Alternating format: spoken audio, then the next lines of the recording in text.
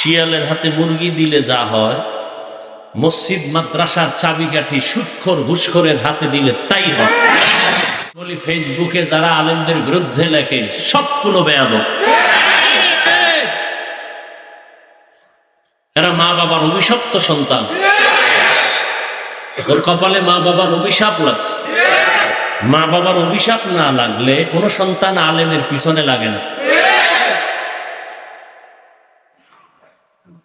আর এটি জায়গা মতো ধরাও খায়, কিন্তু টের পায় না। হাত ভাঙ্গে, পাও ভাঙ্গে, মরে, ক্যান্সার হয়।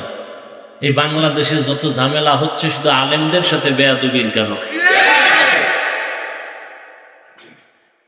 এখনো কিছু বদমাশ শুনি, দেখি মাঝে মাঝে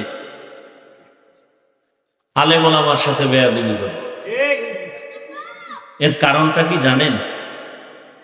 শিয়ালের হাতে মুরগি দিয়েছে আমানত 3 দিনের জন্য। কয়দিন? শিয়াল পণ্ডিত, তুমি মুরগি আমানত রাখো, 3 দিন পরে নিব। শিয়াল পণ্ডিত বলে দোয়া ওসাই মাফ ওসাই, 3 দিন কেন, 1 সেকেন্ডের জন্য আর ফেরত দেওয়া হবে না। আল্লাহর রহমতে এটা পেটে গিয়া কিমা হয়ে আছে। শিয়ালের হাতে মুরগি দেওয়া বুদ্ধিমানের কাজ। শিয়ালের হাতে মুরগি দিলে যা হয়, মসজিদ মাদ্রাসার চাবিকাঠি সুদখোর ঘুষখোরের হাতে দিলে তাই হয়। যেই তালে ঠিক কইছেন, মনে হয় অন্যায়গুলো জিব্রাইল করছে। তাহলে সুদখোর ঘুষখোরের হাতে ধর্মের চাবি দিছে কারা? জিব্রাইল। কারা দিছে? আকাম করছেন আপনারা।